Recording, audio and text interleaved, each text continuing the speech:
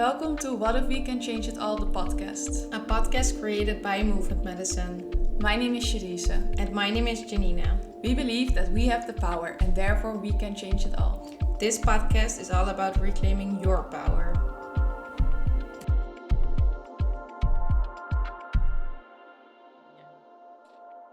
Hello.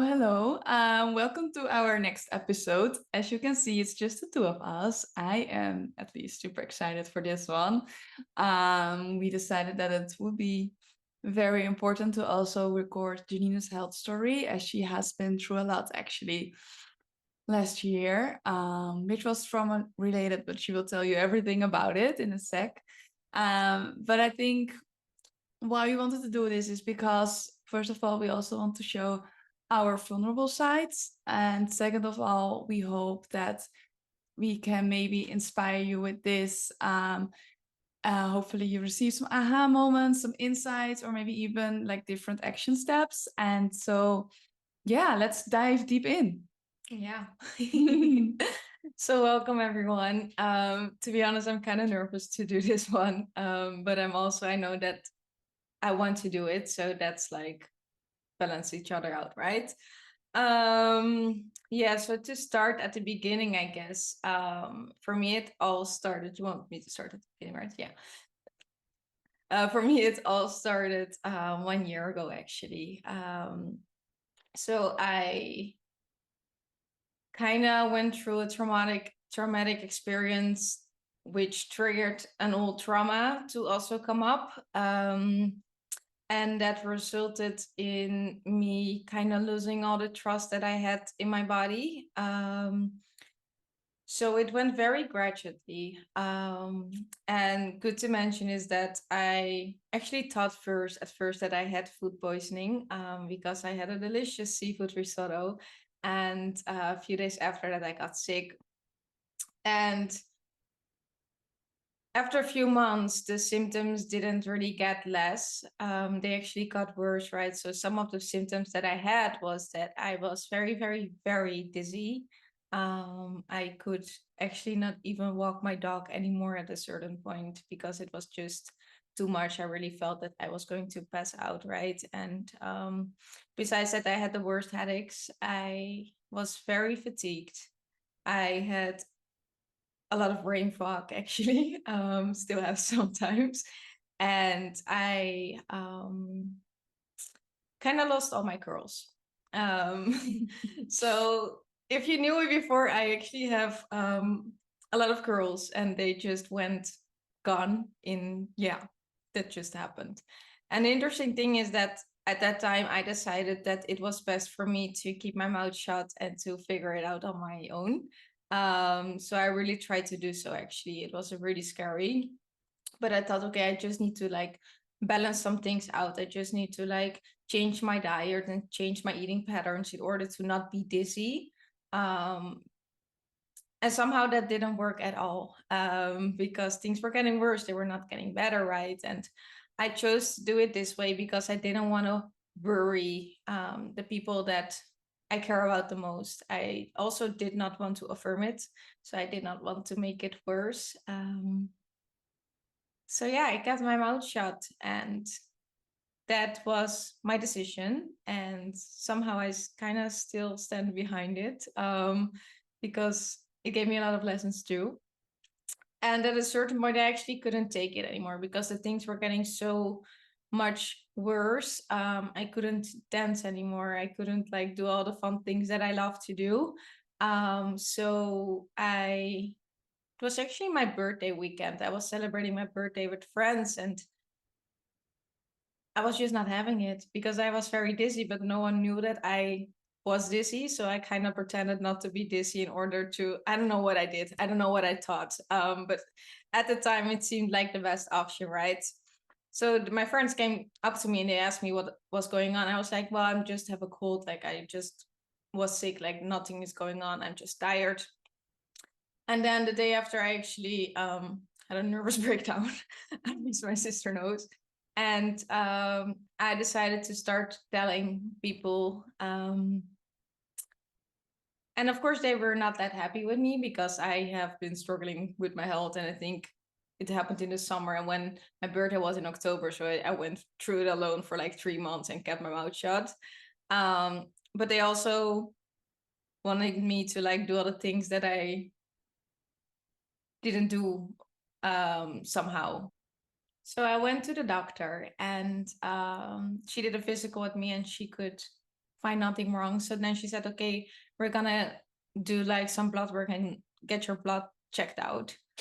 So I did that, and I can tell you, like, we're drawing blood for someone who is dizzy, and the biggest symptom is dizziness, is not the best thing. So it was not cute. I puked like the whole place under. It was like, yeah, it was not very it was a lot for my body also to recover afterwards. But I got the results back, and everything came back perfectly fine. And when I heard that, I was kind of frustrated in a way.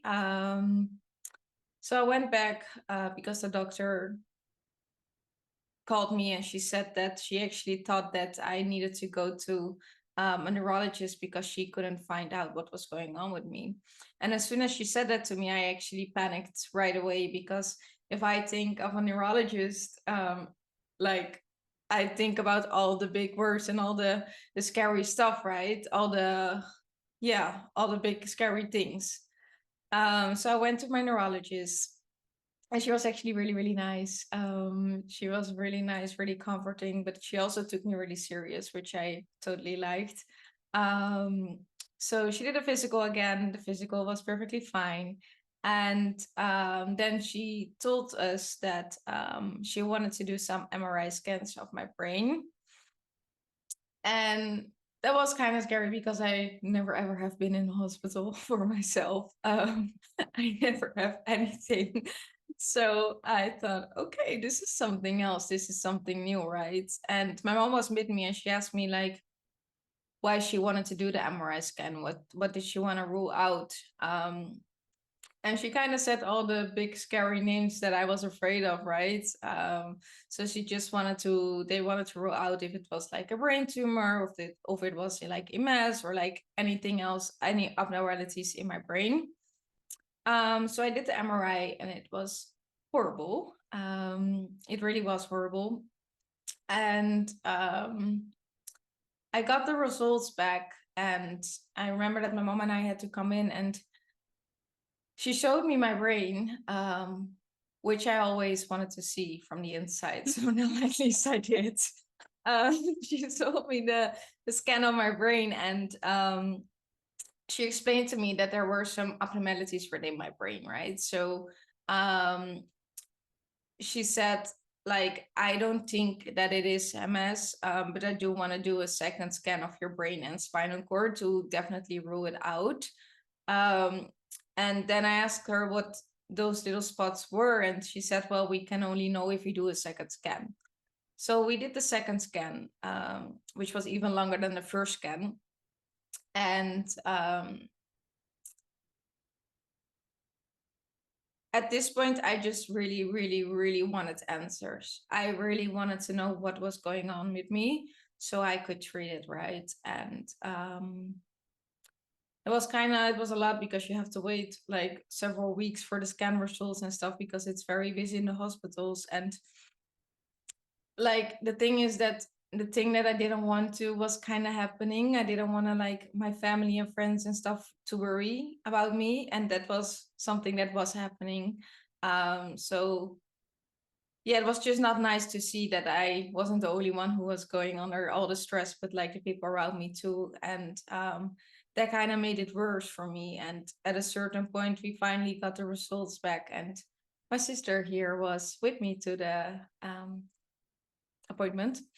And we sat there in the office, and she showed us the scans, and she told me that she was almost 100% sure that it wasn't MS. And the funny thing is, my sister was sitting next to me, and my sister just went like, she got like this big smile on her face and like a sigh of relief, and I got really, really, really angry. And this might seem weird because it was good news, but I didn't take it as good news.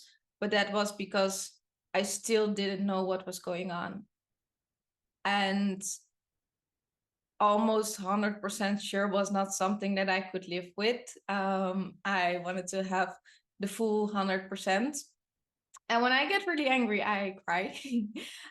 So I cried, and she said, "I can see that like you are going through something, like something." I said, "Yeah, I just want to know for sure, and like this is not the way that I don't want to wonder, right?"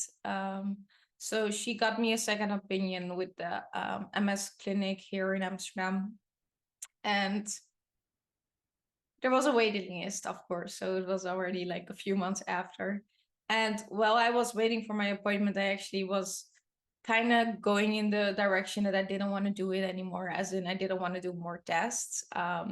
Mainly because every time I had tests, or every time I needed to go to the doctor or specialist or whatever, whoever it was, my body became more and more stressed and my symptoms became worse.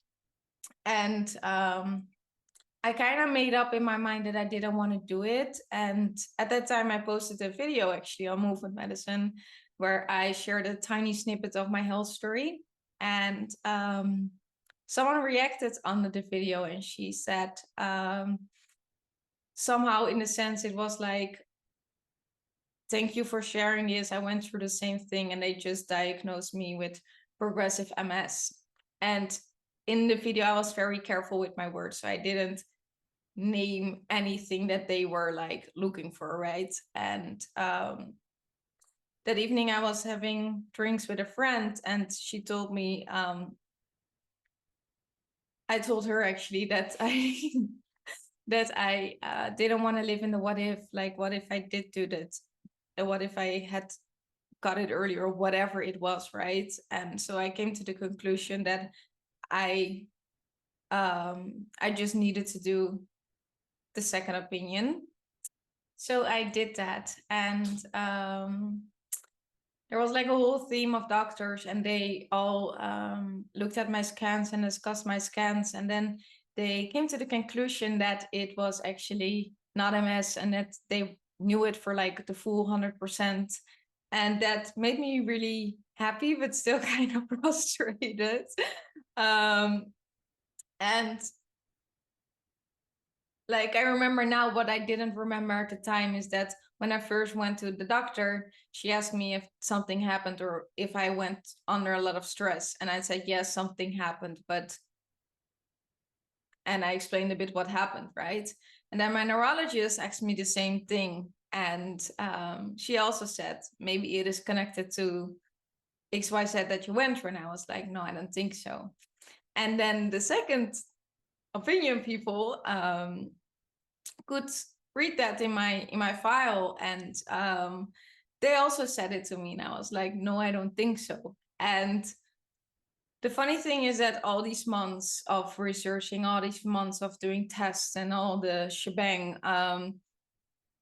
I never could accept the idea that it would be trauma related, mainly because I didn't want to give like the satisfaction to whatever happened, that was the reason that my body was like kind of not working anymore in that way that I knew that it was always working.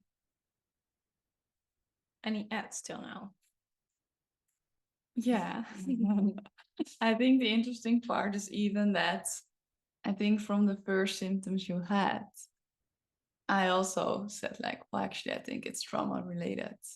And it took you to Ibiza, which was like almost a year later, to really fully hear that. Yeah, I think the interesting thing is that I actually honestly don't even remember my sister saying that. So we went on a little trip to Ibiza, and my coach at that time, we were having lunch with her, and she asked me how my health was doing.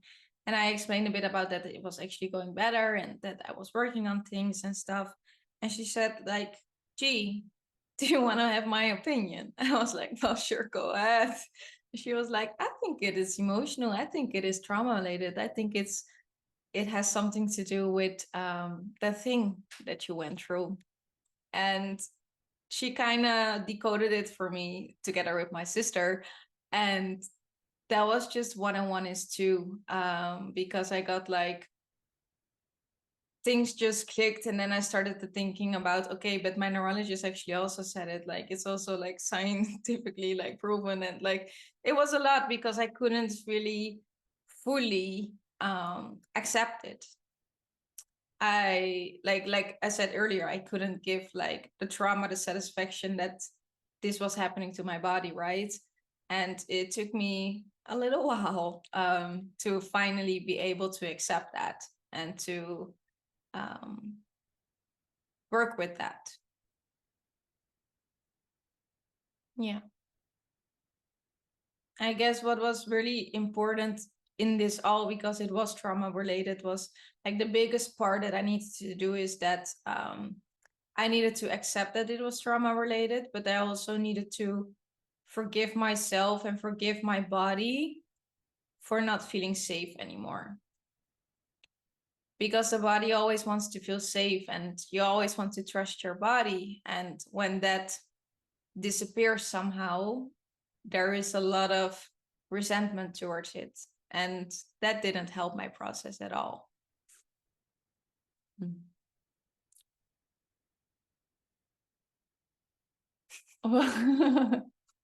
Thinking about the great question. What would you say would be one of your biggest lessons from this whole period?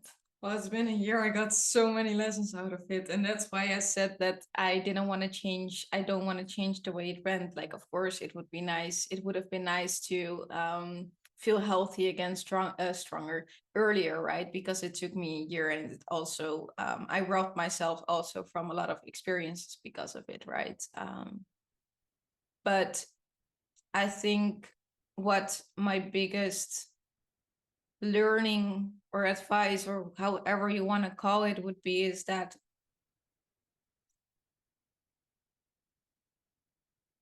like when like the fact is, the only thing that a trauma is that it is something that we can't fully deal with at that time, right? And I couldn't fully deal with what was going on with that time, and like my trigger caused for me to relive a trauma again, and that kind of caused my body to completely shut down and go into the freeze response, right? So for the people who don't know, we have like four responses. We have fight, flight, freeze, and fawn. And my body just shut down, literally. And I was in that state for months. And like my biggest advice would be to always listen to the body, but also always listen to the things that you don't really feel. And that might sound very weird in a way, but there was a reason why I didn't feel that much. There was a reason why my body just froze. There was a reason why I could just talk about it, about everything, because it felt like nothing. It wasn't nothing, but at the time it felt like nothing because I couldn't feel. And I think like that's actually very interesting, because thinking back at it, I always said like, it's not my story to tell, but whose story is it then? Because I was there, right? So it is also my story to tell. And I kind of robbed myself from that experience, from the lessons, and I got other ones instead. Did that answer your question? Yes, you can turn your head. Yes, it did. And I also want to add something, if I can. Of course you can. What I would say, maybe also as an outsider, is that whatever you're going through, and this maybe seems logic when you didn't experience like something traumatic, or when you are not going through something, but whatever you're experiencing, you never have to do it alone, right? I don't want to say you can't do it alone. I mean, in the end, you are as powerful as you think, and so you can do everything by yourself. But I think how cool would it be if you can allow yourself the support, right? And how cool would it be if you can allow yourself the love of others? And even when you feel lonely, even when you feel alone, there's always someone that wants to help you, even if you don't know them. And I don't know, I feel like this message is also kind of important, as mostly when we go through something, and this can be like on all aspects, right, but mostly when we go through something, we experience a lot of shame, um and that's human and that's okay, but also you are worthy of so much more. And so can you allow yourself to really receive the help of others, right? Can you allow yourself to don't go through it all by yourself, because it will maybe not make it easier, but it will make it a bit lighter. Yeah, and I totally agree with that. And I think like often we find it so hard to ask for help, right? Because it is a vulnerable place to ask for help. But like if you look at it from the other perspective, if someone asks you for help, you don't think twice. You always want to help, right?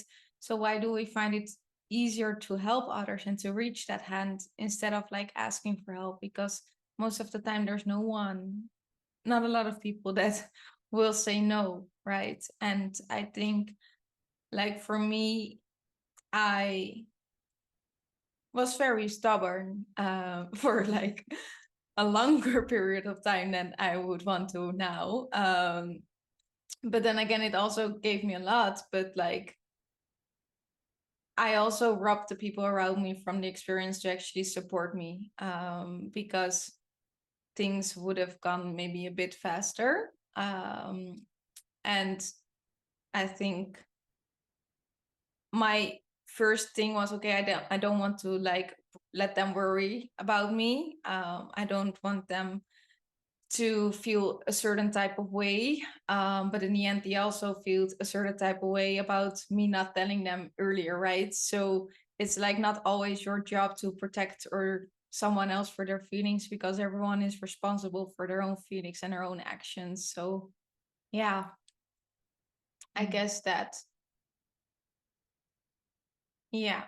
And I think what I do find important to mention is that yes, it was like something traumatic, but it was also an old trauma that was triggered, right? So it was like double the dose. And I do want to say that um, it might sound weird, but I don't blame anyone for like the things or the way that my body acted and reacted, because somehow that also was my responsibility, right? Like the aftercare that I took or didn't take for myself. Um, I guess that. Beautiful. Yeah, thank you for sharing all of that. And as I said before, I think it's very important to also share this part of you in this case. And I think it also shows that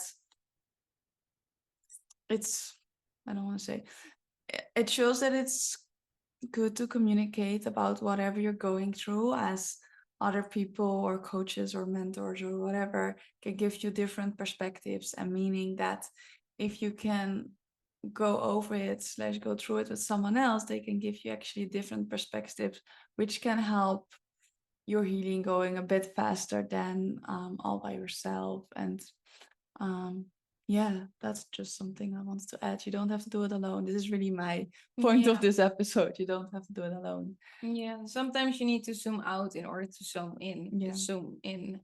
And I really needed that because I was just too close to it, right? So hearing another perspective really led me to actually zoom out completely and say, okay, damn, that's what it is, right? So yeah, I guess that's really, really, really important. Mhm. And I think to round it off on a positive note, like things are going very good right now. I think that's important to mention as well.